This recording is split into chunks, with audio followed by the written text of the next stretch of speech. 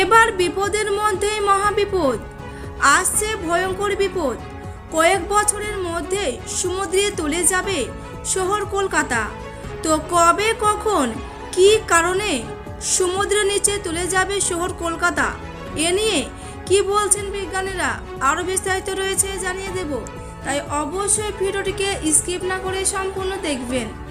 ভিডিওটি ভালো লাগলে লাইক করবেন আর চ্যানেলটি সাবস্ক্রাইব করে পাশের বেল আইকনটিতে প্রেস করে আমাদের সাথে থাকবেন। তো চলুন এবার দেখে নেওয়া যাক। করোনা অতিমারির কারণে প্রায় গোটা বিশ্ব একেবারেই থমকে গিয়েছিল।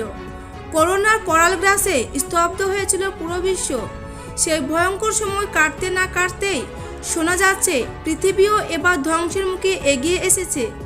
যদিও এই বিষয়টি বহুদিন আগেই বিজ্ঞানীদের মুখে বলতে শোনা গিয়েছিল, তবে এবার শোনা যাচ্ছে ধীরে ধীরে সমুদ্রে তলে যাবে নাকি শহর কলকাতা। এও সম্ভব, যদিও এমনটাই পরিবেশবিদদের দাবি, কারণ মহানগরের মাটি নাকি আস্তে আস্তে ধসে যেতে শুরু করেছে, যা আর 12 থেকে 15 বছরের মধ্যেই কলকাতার প্রাণকেন্দ্রে ধর্মতলার ওপর দিয়েও বইবে বঙ্গোপসাগরের জল।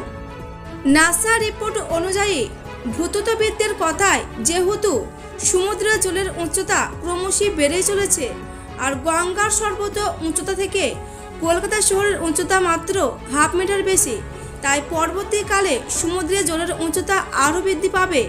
এটি খুবই স্বাভাবিক বিষয়। সেই কারণেই কলকাতায় প্রতিদিন জোয়ারের জল ঢুকতে থাকবে, তাই আস্তে আস্তে সমুদ্রে তলে যাওয়াটা খুব একটা অস্বাভাবিক বিষয় হবে না বলাই বাহুল্য। বিজ্ঞানীদের মতে আগামী 5 থেকে 7 বছরের মধ্যে সমুদ্রের জলের উচ্চতা অনেকটাই বেড়ে যাওয়ার সম্ভাবনা রয়েছে।